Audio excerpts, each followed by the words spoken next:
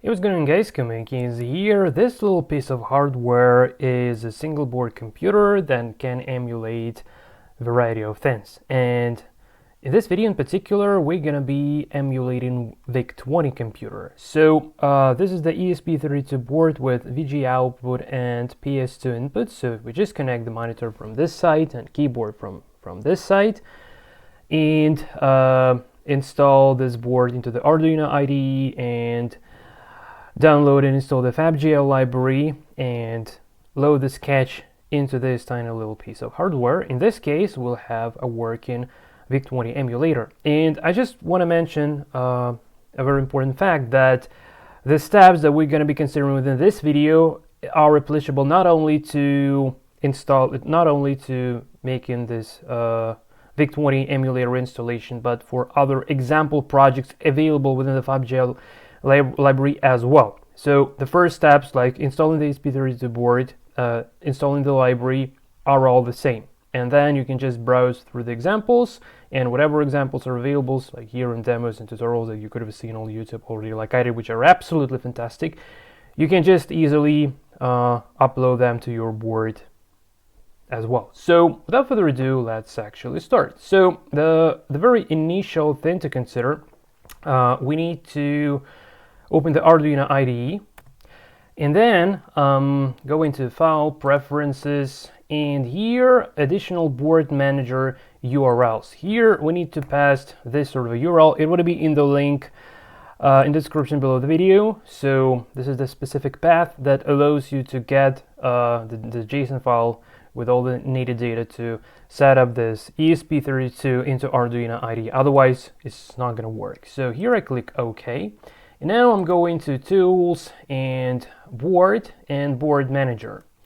So here I need to search for esp32. So before adding that link, searching for esp32 doesn't give any results. However, now it does. So we need so here is the latest version by default. So we just need to click Install here. It takes, I had this installed before. Yeah, that's probably the reason why it goes really faster as opposed to how it goes for the first time. So yeah, if you're installing this for the first time, it would go slightly a little bit longer, but I already have that installed. So yeah, it just goes a little bit faster. All right, so now we have this board installed, and now it's time to actually connect the board to the USB port. So here is my micro USB cable, and I connect. All right, so this blue light here, so this one means it's powered up. All right, and now we go to Tools, Board, and here we have this esp32, and we need to choose here esp32 dev module. So this one is gonna be working.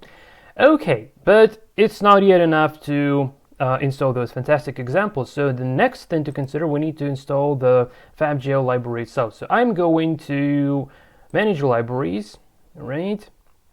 And why is this so laggy? Okay, so Library Manager, all right. Yeah, it just might be updating the list. So we need to wait for that.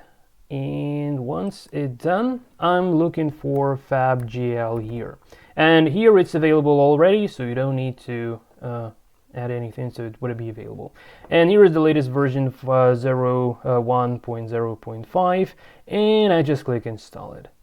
And it just installs the library. And starting from this point, once the FabGL library has been installed, the examples from the library that are available on his GitHub, on GitHub of the author of this fantastic package, Fabrizio Vittorio.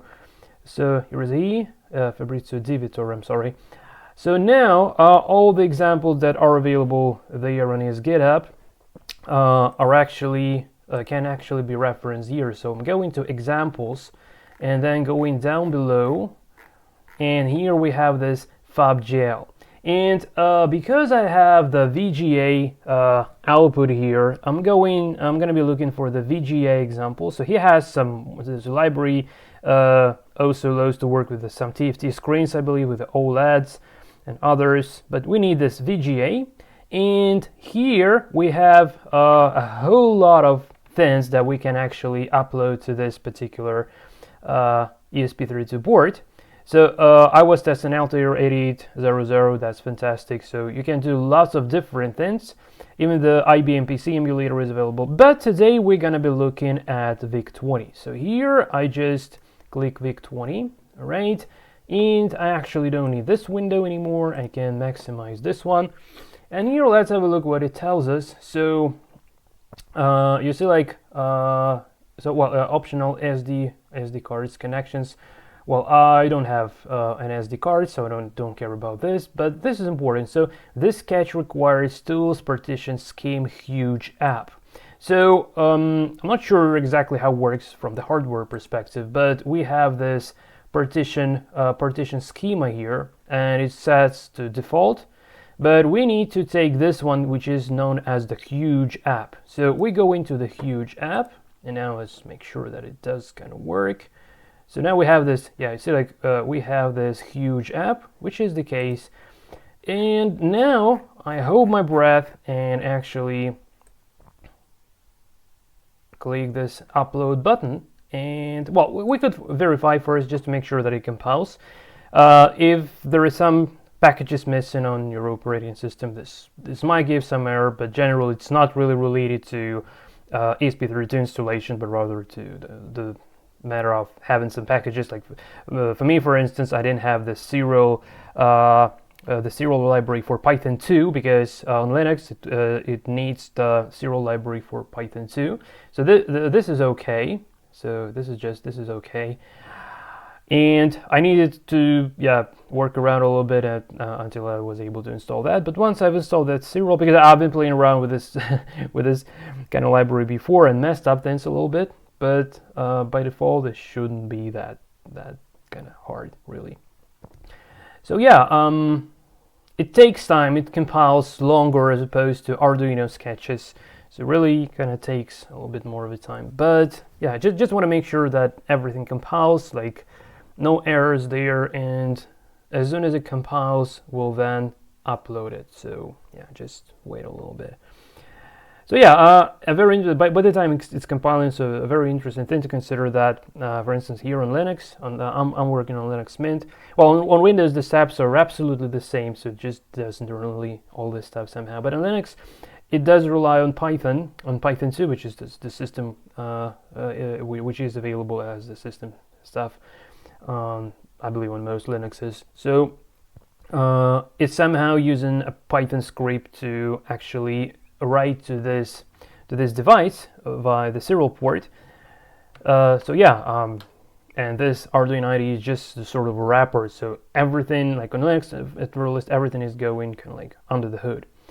But yeah, so if you try, for instance, doing this, like if you just grab this VIC-20 example and try to compile it without installing the library, obviously it doesn't have any dependencies and would give you tons of errors. But yeah, here it should be just fine. I'm sorry guys for it's compiling a little bit too long, because the project is really big, and I can't imagine how much time and effort has been spent to make it. And this is really amazing, because literally you have a retro computer the size of this sort of a thing. This is so amazing.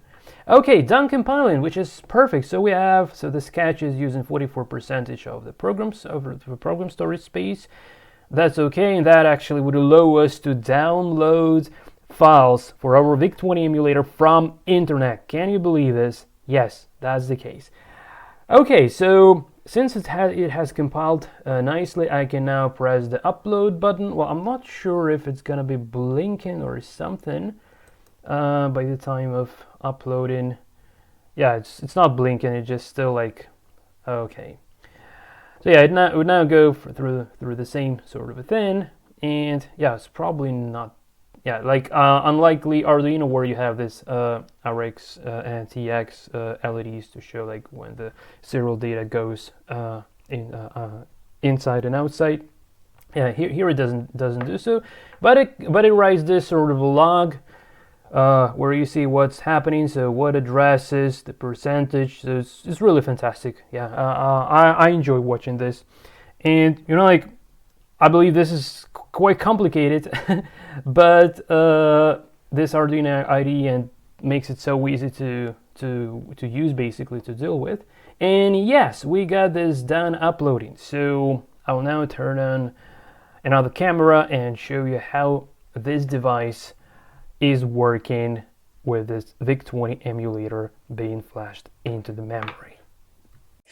Alright, so here is my setup. I have a PS2 keyboard, this is it, and I have the VGA monitor, here it is, right? And now let's connect things. So yeah, by the way, in regards to the power, so currently I'm still powering up the esp32 from my laptop here, but that's not obvious. It's just so far to the power supply from here. So we can actually use this charger, so it would be working nicely as well. Yeah, but I'm just using my laptop, so just to give you an idea. So you don't really need the laptop to run this. So here we need to connect like this, right? So I'm connecting the PS2, all right, and now I need to connect the VGA. All right, so here we go, and connecting the VGA, and from now on it actually already should be working. So let's have a look. Okay. Alright, so here we go. But you might be wondering that, yes, it doesn't look like a VIC-20 emulator. Well, no worries. So if we just go to either soft or hard reset and hit enter, then eventually we will go to the basic, right? So all you would expect from this is actually working. So I'm not going to be showing basic here, doesn't make that much of a sense. I would rather try to talk more about the sort of infrastructure of this stuff. So if I want to go back to the menu, I need to hit F12 key. So like going back to F12, and I'm just like back here. If I hit F12 again, so I'm going like from menu to actual emulator back and forth. But what is even more interesting here, well, I'm not gonna be changing the settings or something. I want to go to this list, right? In here, for instance, we have a sort of file system here, right? So we have this free, and yeah, this list, by the way, this has been downloaded already, so I probably need to, let's delete this actually. Yes, I'm sure. Okay, so I've just deleted the folder, and this is so cool that you actually can work with a sort of a file system there. It's fantastic. So it should be somewhere around 4 megabytes overall space of this flash that is available on the esp32. I'm not sure exactly, so I can't say that, but generally we have a bit of a space there, and we can make use of that in order to download the programs. So here, here is what is getting flashed using. So here is, if you have a look at the source code here, then you see like the embedded free games, and here we go. So all these games, all this sort of games are available right over in here. So let me show my favorite. So this is Tetris. And yeah, so F1, start the game. And you might be wondering that here there was something wrong with the font, but no, it's probably intentional. So it just prints this R in a little bit the mirrored way. So we need to say F1, and the I, J, L, K are the controls. So J to the left, L to the right, I rotates the piece, and K puts forces the piece to go down, and we get this fantastic VIC-20. You just know the animation. You just know the animation. It's so cool. There is also an option to kind of move the screen like left, right, up, down. I didn't yet play around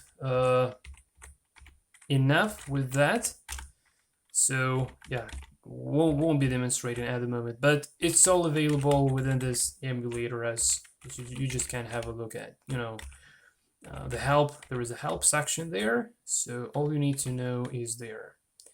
Okay, whoa, something's going with the border. This is interesting. Okay, so probably we've just entered a sort of a different mode. Yeah, this is fantastic. Okay, whoa.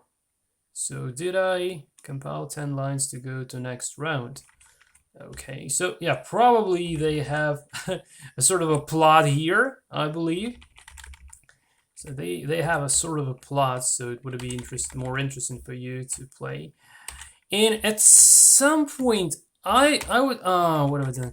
At some point, this Tetris reminds me the NES Tetris. At some point, there are some similarities, definitely. Well, even though you see like the graphics like seems to be a little bit it's not that great. Like the verticals should be a little bit longer, so the width is a bit bigger than the height, I believe. But yeah, that's the least evil, so it should be just fine. And yeah, what is even more cool that we can not only play the games, but we can program these games just right on the emulator, and that's so cool. All right, so I'm sorry guys, I love Tetris so much that I just can't stop from playing. Okay, so yeah, let me just yeah, for those watching Tetris World Cup, I'm sorry for my miserable Tetris skills. Right, so yeah, I'm not a pro in this game, definitely, but yeah, what can be better than playing Tetris on week 20? Okay. Okay, I don't really want this, but okay. All right. It works really nicely, and I'm impressed by the visual effects that are available here. And I don't know, guys, this is my dream, really. I would even say this is something that I couldn't even dream about. Okay, so yeah, this is gonna last forever, basically. So okay, so now you see like it's getting more tough. This is interesting. This is really getting tough here. So you need to fix some existing things. So yeah, that's the case. I'm sorry, I just can't stop playing. Oh man, I just can't stop playing. This is so addicting. Oh, I love Tetris so much. Okay, so okay, now we have this big block, and here we go. Nope. Okay, it's not enough. I need another block. Okay, another block, and here we go. Oh, fantastic. Okay, so where should I put this? Here. Okay, not the best move ever, but okay. So maybe here. Okay. Yeah, playing Tetris is epic. Okay. Alright. I'm sorry guys, I just can't stop. Alright, I just can't stop. Just one last level and we go further on. And we go further on because there is something else really fantastic to share, basically. Okay. And here we go. And here we go again. Alright, so oh my god. When I was a kid, I could only be dreaming about stuff like this, I swear, because yeah.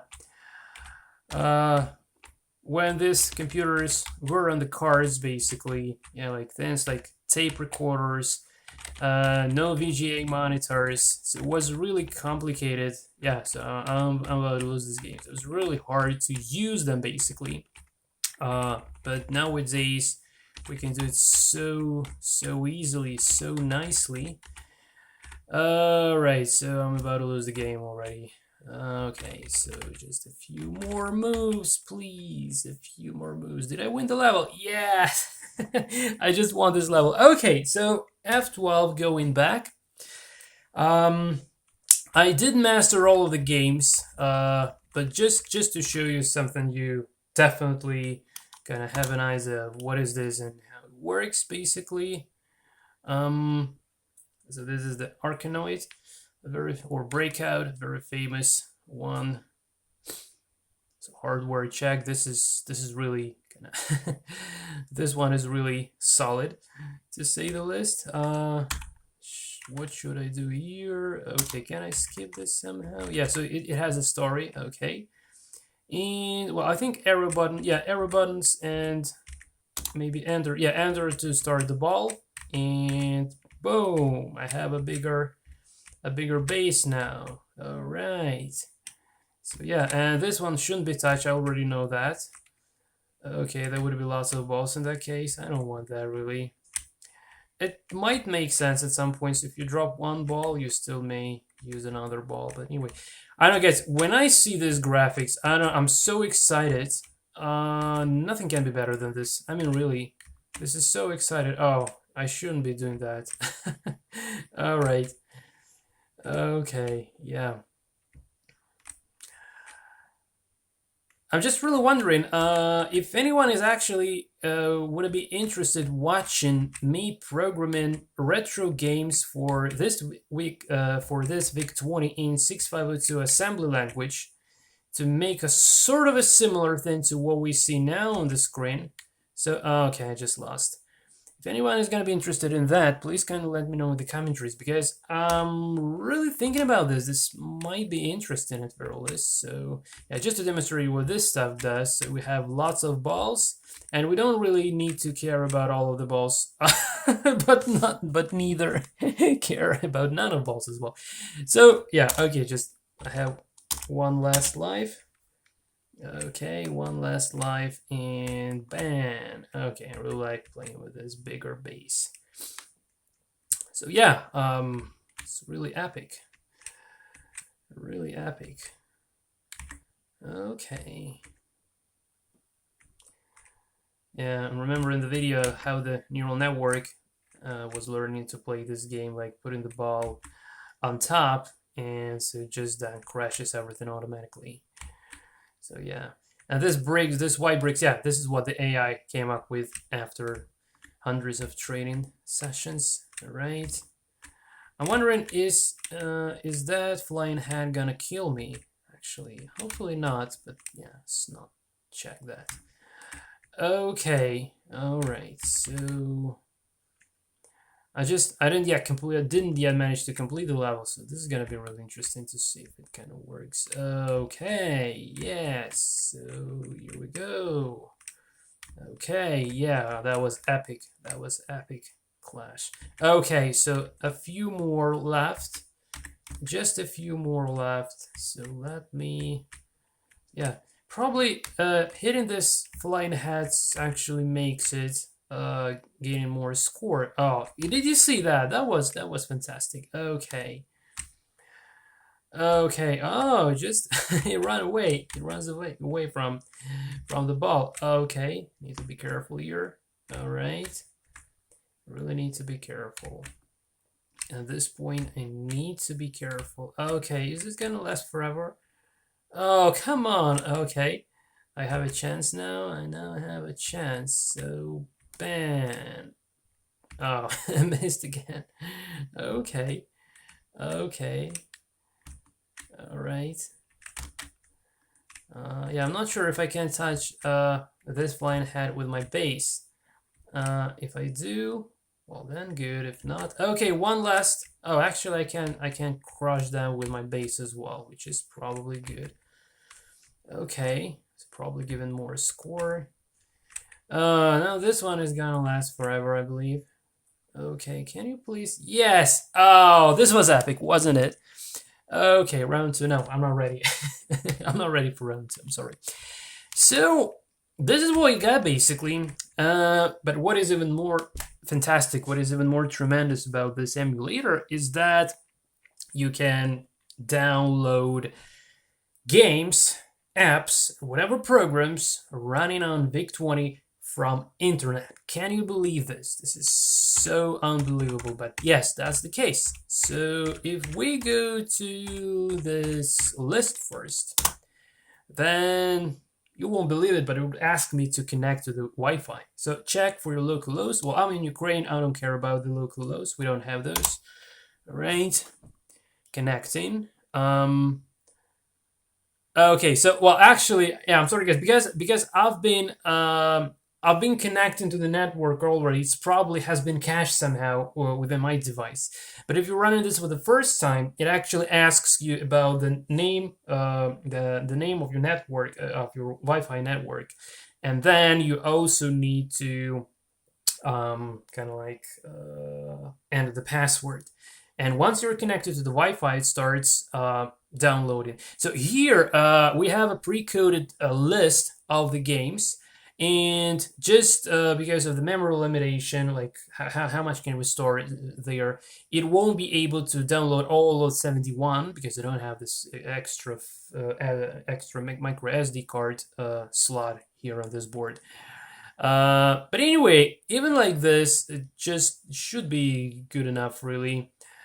So it did download some. Well, I'm not sure how many would it download eventually, but just to give an idea how we'll create a folder and we'll have those additional files there. And by the time it's downloading, I want to mention one last thing. So here down below, you see this URL button. So you see my finger, right? So this is the URL button. And there we can specify the direct download link to a VIC-20 program. And if we go there, and if you download that, for instance, I'm going to install things like VIC monitor, assemblies, some sort of, so, and like a development environment. So I could have developed games here on this emulator, or maybe programs, and that would be really cool. I'm not yet sure if this is actually possible to extract the program that you've written on this emulator back somehow. Well, not really sure, but yeah. So downloaded 20 from 71. So yeah, that's probably just the, I'm not sure, probably not enough space. I might be wrong though. But anyway, if we now go to, whoa, I just, I messed up the settings again, but doesn't matter. Unexpanded. Okay. So if I now go to the root here, then you see this list folder appears, and this is the directory.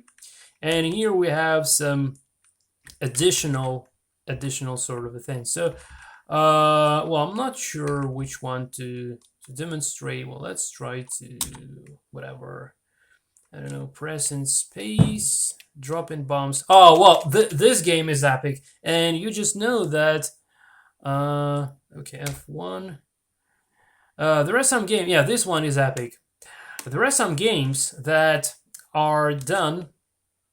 So you see, like the plane is going lower every time, and you need to, yeah, I just missed this again. So you need to drop the bombs. Yes, and it's also bad. You need to drop the bombs so that every time you're going lower, you actually not crushing through this top of the house, right? So that's quite important. And I'm really bad in this game, so like I'm gonna die soon because yeah, the plane just runs out of fuel and just gonna crash. So yeah, it's a little bit unfortunate stuff. So yeah, here it would still survive, but here, oh man, no, and I'm just gonna crash now. Yes, nope, I still live. Oh, can you believe this? I still live, right? Bam, and bam. All right, and game over. So yeah, crash, and it just drops into pieces. Okay, so yeah, this is another fun game. And there are lots of games. You feel free to explore those as well. But again, not only games, but we can set up the development environment. I believe that should be the case, really. And I'm really excited to try something and see how it works. This is it from my side. Yeah, thanks for watching. Until the next time, and take care.